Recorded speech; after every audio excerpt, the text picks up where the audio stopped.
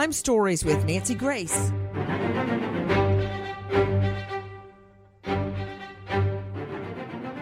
Will she never go away? Why is she still talking? I'm talking about Pam Smart. Remember her? Gorgeous, beautiful, and an alleged crime that shocked not only a community, but a country. In fact, a story with so many twists and turns, it was developed into a major motion picture for the big screen. That's right, Pamela Smart. You may remember her as posing on a bed in some silky white push-up bra and undies. That Pam Smart? Well, here's the latest. Take a listen to our friends at WMUR 9. Smart was asking the executive council for a hearing where she could petition for the possibility of parole. Councilor Andrew Valinsky was concerned about her lack of responsibility for what happened. If she's unable to come to terms with that, that creates concerns for me. Okay, wait a minute. Come to terms with murder? Okay, we're hearing all of this, but how did it all start? How are we at this point today? Take a listen to this. 18-year-old Pam Wojas was a freshman in college who loved to party. And she was instantly drawn to Greg Smart. She sat next to him down on the couch and started flirting with him and twirling his hair. With his rocker haircut and boyish smile, 20-year-old Greg was just Pam's type. Greg was a great guy. If somebody said, hey, let's go away for the weekend, and it was Friday night, he would go. He always lived like that. Greg was also known as a ladies' man. Greg was seeing, as usual, a bunch of other girls. A lot of the girls seemed to flock to him. But soon after Greg met Pam, he began to change his ways and settle down. Over time, it slowly got, more serious and more serious. Pam was very excited about her relationship with Greg. She used to write poems, and she sent me a lot of them. When Greg surprised Pam with an engagement ring in January of 1988, she accepted. Wow, it seems like a storybook relationship, but not with a storybook ending. You were just hearing our friends at Investigation Discovery. For those of you just joining us, I'm Nancy Grace. This is Crime Stories. Thank you for being with us here at Fox Nation and Sirius XM 111. Pam Smart hits the headlines again. Breaking developments in her case. We all remember Pam Smart from the infamous photo of her posing doggy style on a bed in a push-up bra and lingerie. Well, that didn't end well. Take a listen to our clip 3. Our friends at Investigation Discovery. Pam dreamed of a career in television. She was struggling to try to find a job as a reporter, which is what she really wanted to do. Instead, she landed a job as the media services director for the local school district, where her responsibilities included making educational videos. One of the projects that she had decided to do was some kind of a documentary which would involve some of the kids in the surrounding high school, and that was going to be about self-esteem. She worked closely with student volunteers, including 15-year-old Cecilia Pierce. Cecilia Pierce was Pamela Smart's student intern, and she became a really close friend and confidant, which was a little bit unusual. Long-haired sophomore Billy Flynn was another volunteer. He is an aspiring rock musician. He plays electric guitar, and he's got long hair. He is exactly what her husband, Greg, used to be. Okay, wait a minute. Now she's teaching a student and is attracted to a student that is just like her husband, how he used to be. We definitely need a shrink for that. With me, an all-star panel to make sense of what we know right now, developments in the Pam Smart case. You may recall the movie To Die For with Nicole Kidman playing the role of Pam Smart. With me, Kathleen Murphy, high-profile family lawyer.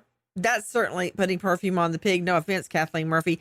Joining me out of North Carolina, you can find her at mncdomesticlaw.com.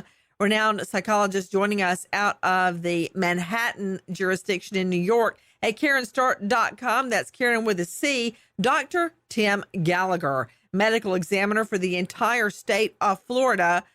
lecturer, University of Florida Medical School, forensic science, and founder and host of the International Forensic Medicine Death Investigation Conference. Now, to me, that sounds like a whole lot of fun.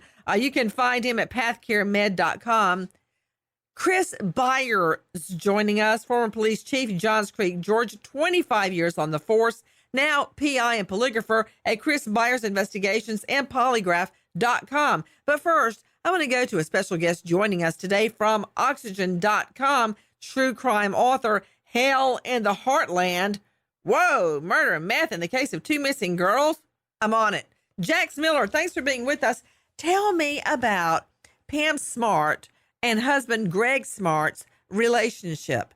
And it's kind of freaky that she then takes a liking to a boy, a teen boy in her class at school that's just like Greg, except a newer model. I'm going to call in a shrink on that. But tell me, Jax Miller, who is Pam Smart? How did she grow up? Where is this place? Derry, New Hampshire.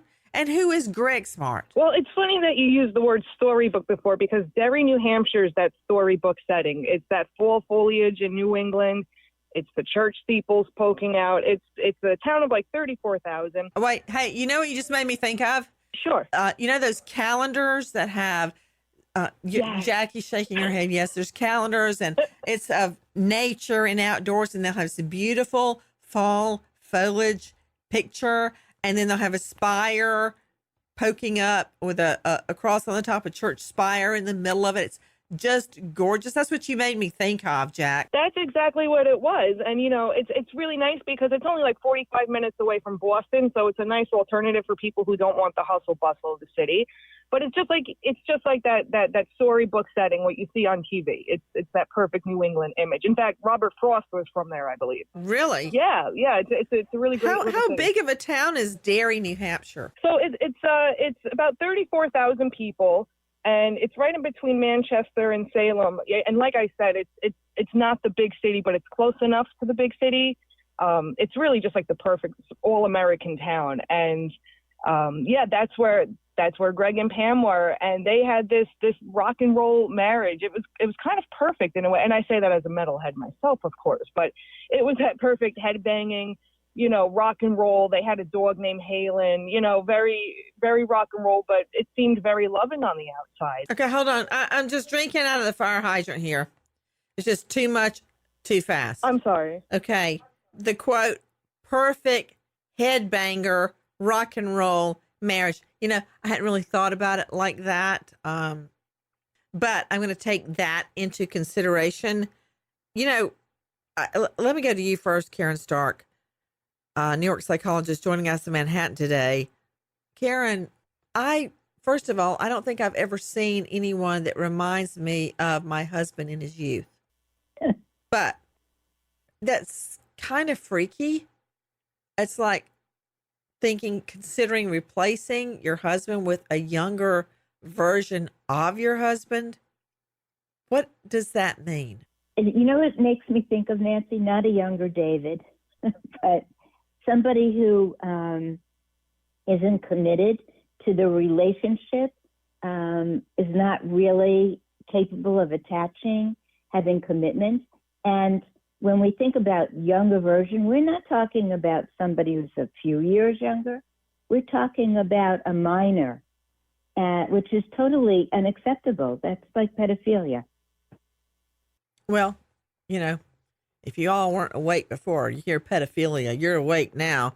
Kathleen Murphy, just to put it euphemistically, you have seen your share of divorce cases. Have you ever, of course, we always hear of men, no offense, men, marrying a younger woman. Don't usually hear of women marrying a younger guy, dumping their husbands for a younger guy, but I guess it does happen. But long story short, Kathleen Murphy, in all the divorces you've seen, have you seen a woman replace her husband for a younger version of the husband? Are you asking me if I've seen a woman replace their husband for a child? Never, because that's exactly what Pam Smart did. I'm asking you, have you seen a woman replace her husband with a younger version? I don't mean just a younger guy. I mean somebody that looks, talks, acts, walks like the husband. But younger. That's pretty rare. I don't see that a lot. Okay. I see them go into the opposite of what their husband was. Ah. They go opposite. That's a good point. That's a good point.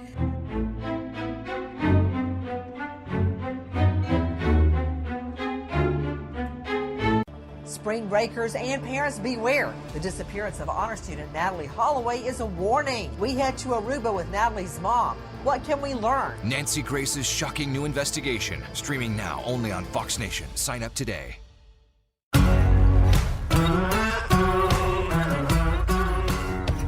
Crime Stories with Nancy Grace. Jax Miller joining us, news writer for Oxygen.com and true crime author. So Pam Smart dreamed of a career in TV, such as being a reporter. Is that correct? That's what they say. Yes. Yeah, that's what she wanted. She had gotten into media. That's how she got the job at the high school. She was a media director there, actually. Okay, yes. Let me ask you about that, Jax Miller. Everybody, Jax joining us from Oxygen.com. Jax, what exactly was her position at the high school? So Pam worked at the Winnicott High School, where she was a media director. She did have high school interns working with her, including Cecilia Pierce. And yeah, she was a media director. She was an employee. She was about 22 years old, and that's where she met Billy Flynn. Now, what does media director be? Because I understand she went off on a tangent making some type of a documentary with the students. Is that correct? Yeah, she made a documentary about self-esteem. I think she was trying to improve self-esteem with her students, which is kind of ironic given the whole situation. But that's what she did. She would make these videos and involve the students. Okay. Guys, take a listen now to the student you hear Jax referring to, Cecilia Pierce. I can't hear you. She sat me down in a chair. And what'd she say to you? She said, I think I'm in love with Bill. And what did you say to that? I laughed. It was ridiculous. It was ridiculous. Why was it ridiculous? Because she was married. She was 22. And what did she do when you laughed? She just kept telling me over and over again, I'm serious. So what happened after that? About a week later, she told Bill. Did you have any part in talking to Bill about this? I told Bill Pam wanted to see him. And when you say about a week later, she told Bill, how do you know it was a week later? I'm not positive. That's when she told me that she told him about a week later. You know, to you, Karen Stark, our renowned psychologist joining us out of Manhattan, it sounds like a note you would send in the first grade. Do you like me? Check yes. If so, check no. If no, or you pass it through a friend. Hey, I like you. Will you marry me in the third grade? That's what she's actually getting another teen girl to tell the teen boy, Bill Flynn, that she, quote, likes him. This doesn't sound like adults. Well, none of it sounds like an adult, Nancy. It's not any kind of adult that we're used to. And it's really, that was a really astute observation, because when you think about high school, that's the kind of stuff you do. You tell your friend that you like somebody so that the friend can tell the other person, and you get an answer, do you like me back? And she's just not mature. She's one of the kids, is how she seems to see herself. What is that when you don't go beyond high school? Okay, this is a little off topic, but Karen, have you ever met those people that they still talk about, hey, I was a football captain in high school? Yeah. I mean, was that the pinnacle when you were 16? The head of the cheerleaders. They're still there. Hey, watch it. Okay. Well, wait a minute. But, I mean, it's like she never got past the high school phase. This sounds more like fifth grade girls. What is that? It's an arrested development. That's exactly what it is. It's developmentally delayed. It's somebody who should be a certain age, but mentally they're not. They're not. But why does that happen? Actual age. It's just somebody who is not capable of getting older. Well, maybe they don't want to grow up. Maybe they don't want to. Perhaps they might not want to, but also they might not be capable. Like they've reached their peak, like you said, at an early age, and they just can't go on to be somebody who is a complete adult, a mature, capable of having any kind of real attachment. That's what she sounds like when you're describing her. To Chris Byers joining me, former police chief, Johns Creek, Georgia now, Chris Byers Investigations and polygraph.com. That's a really big mouthful for a website, just so you know. Chris Byers Investigations and polygraph.com, all one word. I mean, you need to think about that. Anyway, that aside, Chris, I mean, you investigate divorces, cheaters, all sorts of investigations. That's just the tip of the iceberg for you. But have you ever seen a woman, very attractive woman, many people think she's attractive, I don't, but many people do, go for a teen boy for what? Okay, obviously for sex, but that lasts about 3 minutes. Then that's over. Then what do you have? Yeah, absolutely. This is just absolutely absurd. I have never experienced anything like that in any investigations I've done. It's just completely twisted. I mean, but that's what happened. Now take a listen to this from the horse's mouth. Why? I don't know, but how, when we were working on the video, I was told from the beginning from Cecilia that Bill had a crush on me, and I didn't like him at first, but yes, I did. I did start to like him during the filming of the Orange Juice video. Did you ever tell him that you liked him? Yes, I did. Could you tell people in the jury how that came about? Cecilia had said that Bill was talking about me and that she thought that I should talk to him. And I believe he came over to my office, and I had told him that I had known he had liked me and that I thought he was really nice and that I liked him too, but that I was married and that I was not interested in having a relationship with him. What alternative universe are they living in? I mean, she's married. This is a teen boy in her class they're making an orange juice video together, and they're talking about he liked me and I liked him. What? I don't know. Jax Miller, you're the news writer for auction.com. I'm sure you see a lot of cases with affairs and sex relationships and marriages break up and murders happen. I saw it a lot as a prosecuting attorney, but even when you hear Pam Smart speak, she sounds like a 14-year-old. I was just going to say that. If I didn't know better, I literally thought I was listening to a 15-year-old talk about, oh, he likes me, I like him, blah, blah, blah. That's exactly what it sounds like. And it's really hard for me just listening to that clip right there to wrap my head that this is a grown married woman. I know. And Kathleen Murphy, have you ever had a woman come sit down in your office and she's willing to throw her family, her home, her career, her everything out the window to get it on with a teen boy, which is pedophilia? I mean, have you ever seen someone? No. This is the crazy, Nancy.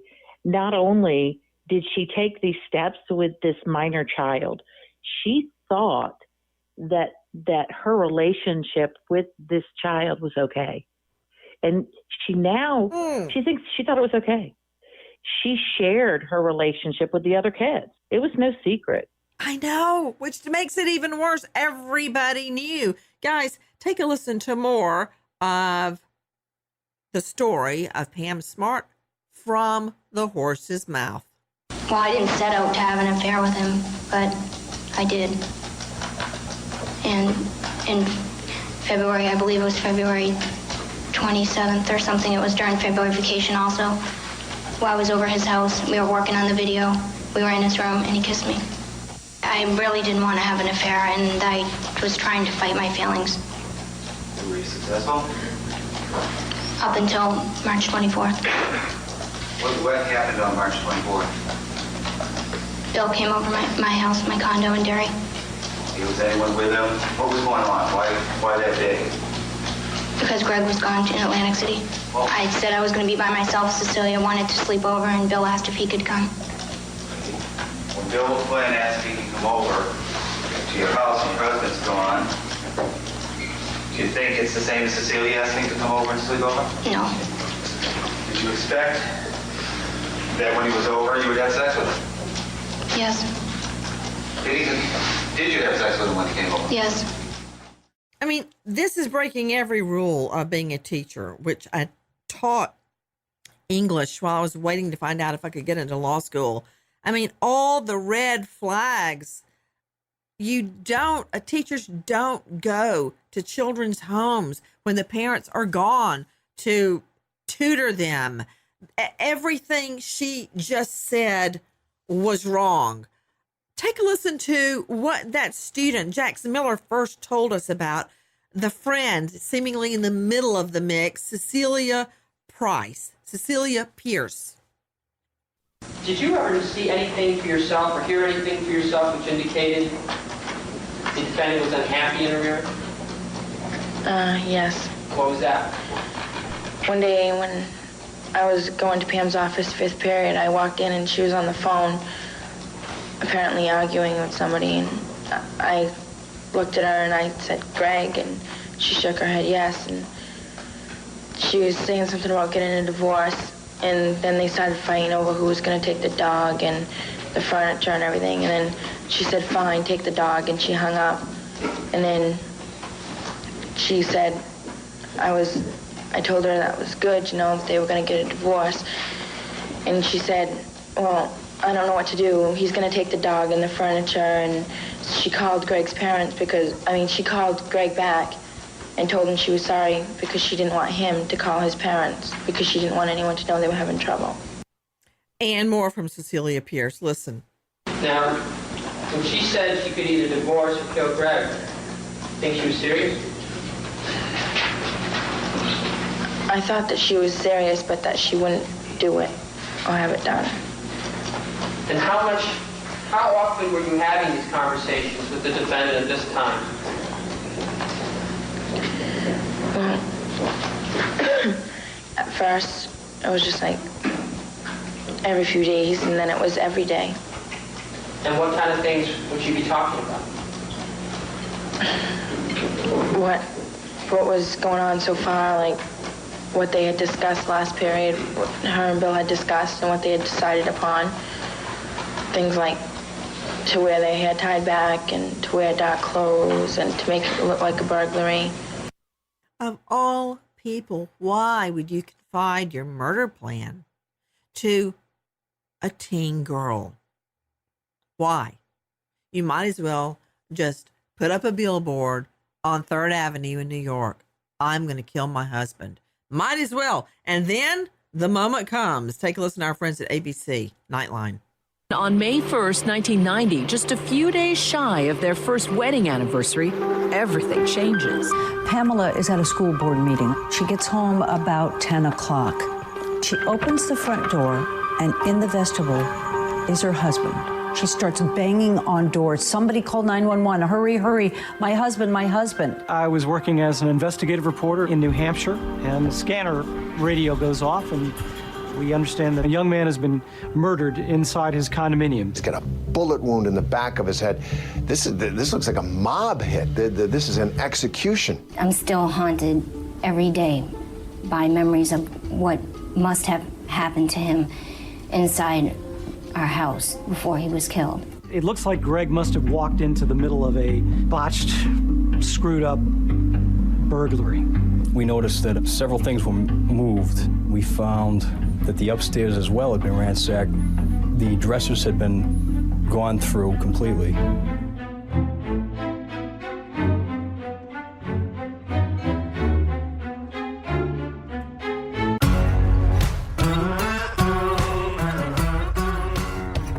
Crime Stories with Nancy Grace. Straight out to Dr. Tim Gallagher, medical examiner for the state of Florida. Dr. Gallagher, what did the investigator mean when he said it looked like a mob hit? What are the earmarks of a mob hit? Well, thanks for having me on the show, Nancy. The earmarks of a mob hit are quite simple. Generally, it's a single, small caliber gunshot wound to the back of the head. generally when the victim is on their knees or on the ground somehow. How would you describe the injury to 24-year-old Greg Smart, Dr. Gallagher? I would describe it as a single, close-range gunshot wound to the back of the head that caused skull fracture, bleeding, and destruction of the brain. When the brain is hit by, for instance, a .22 caliber, which is a small caliber, the brain immediately quits telling the heart to function, and that's the cause of death, correct? Well, generally, the heart does not need the brain to tell it to beat. You can actually take the heart out of the body, a beating heart out of the body, and it'll continue to beat. It does not need the brain to tell it to do so. But what the brain needs to do is tell the lungs to breathe, the lungs to expand and exhale, so the person can absorb oxygen and to exhale their carbon dioxide. So that's generally the cause of death there. Jackie, when he was talking, did that make you notice that you were breathing? Because I did too. You're talking. Okay, that settles it. I'm totally going to the International Forensic Medicine Death Investigation Conference. That was just it. So the brain doesn't tell the heart to beat. You're right. Of course you are. And I should have known that because people continue to live after they're brain dead. Their heart keeps beating. So the brain has to tell the lungs to breathe. I thought that was involuntary as well, but no? No.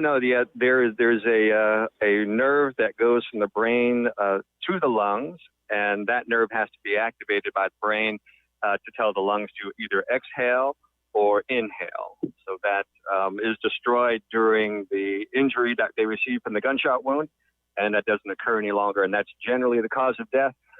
In addition to the destruction of the other parts of the brain swelling and skull fractures, and then the loss of the cerebrospinal fluid, that will also contribute to their cause of death. But it's instantaneous. I'm curious, Dr. Gallagher, do you talk about topics like this when you're not at work? Depends on the company I keep. Are you married? I mean, generally, yes. Is your wife a doctor? She is, but she is a doctor for female cancers. So a gynecologic oncologist. Right, an op-gyn. Mm-hmm. Do you don't just kick this around with her at dinner? We like to watch the shows, and we talk about the shows, and we talk about the people on the shows, and if we know them or not. But generally, medical topics we talk about, but forensic topics such as the gore and the blood and stuff like that, not so much. Mm-hmm. Although that's what I like to talk about. Yeah, that's me why too. I hang out with my friends me a lot. too. Okay. Guys, we're talking to Dr. Tim Gallagher, medical examiner for the state of Florida. And remember, panel, jump in. We're not at a tea party with Queen Elizabeth.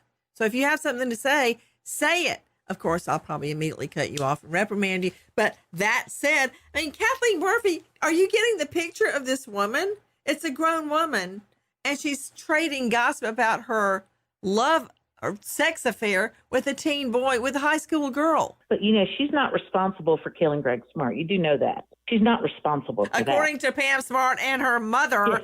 So, guys, what happens then? I find this really interesting, and I know, Jax Miller, you're going to do a backflip when you hear this.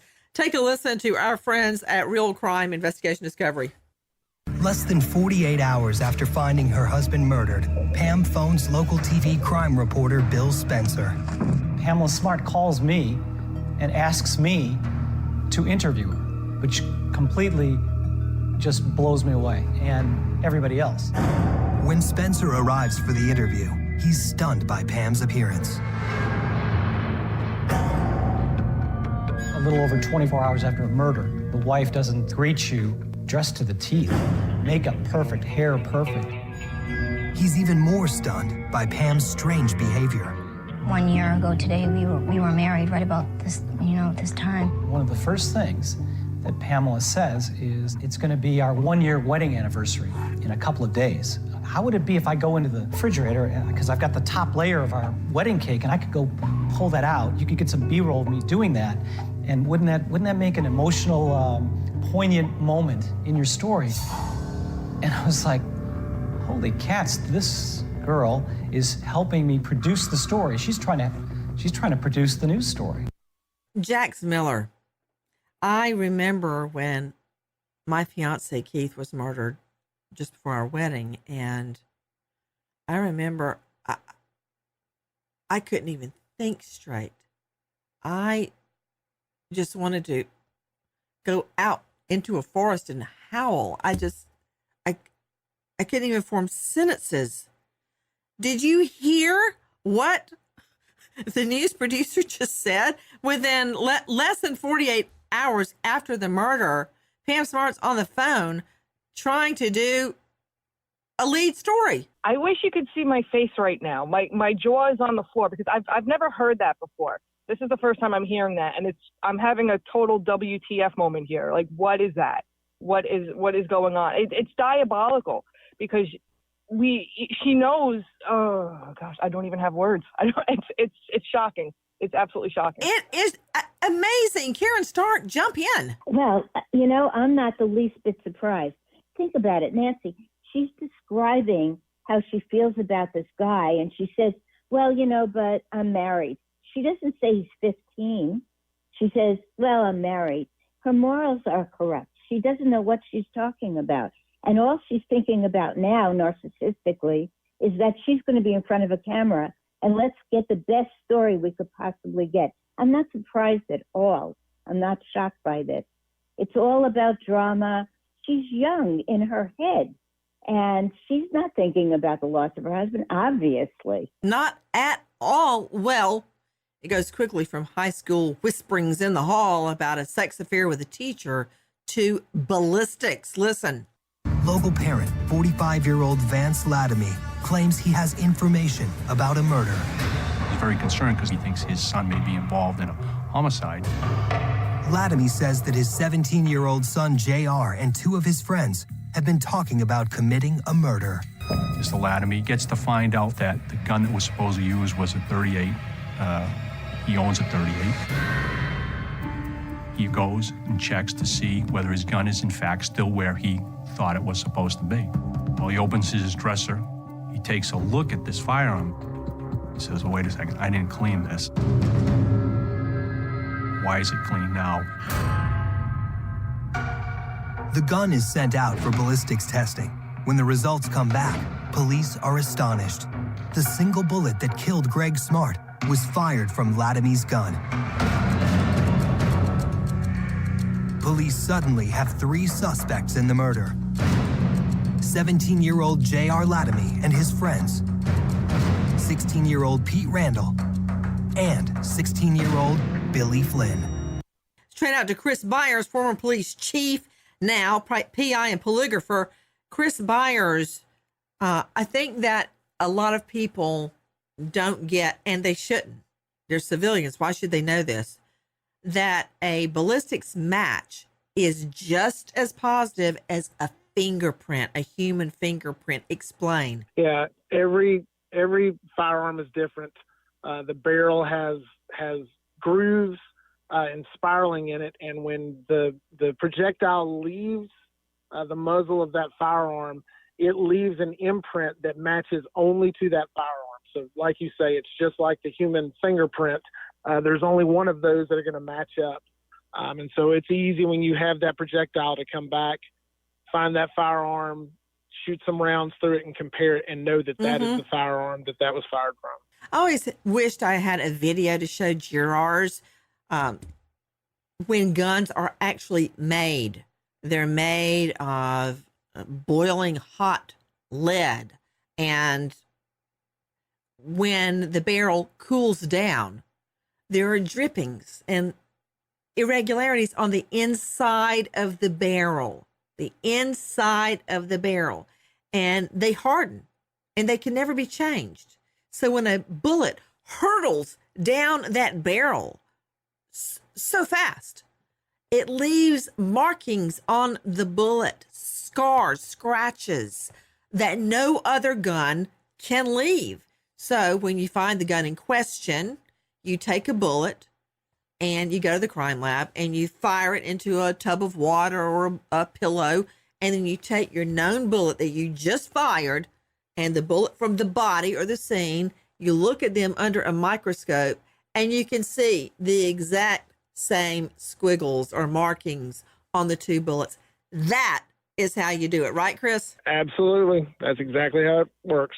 Well, amazingly, there was more evidence. Jax Miller, what do you think was the single most damning evidence at trial? Well, I think it was two things. I think it was Cecilia Pierce wearing a wire to get, all the information that Pam divulged to her.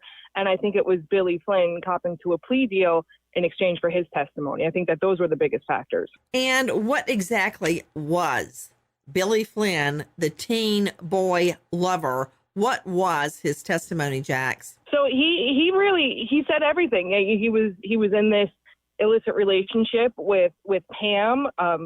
She was telling him that Greg was abusive. She was afraid that if she tried to divorce him or leave him, that he would take the dog and take the money and take the furniture. So that's why he did what he did. Take a listen to our friend Juju Chang at ABC. In every big trial, there's that one aha moment, the moment everybody remembers. With Simpson, it was the glove. In this case, it was Pam Smart in a white strapless bikini posing suggestively on a bed. As if this super sensational trial isn't crazy enough already. My God.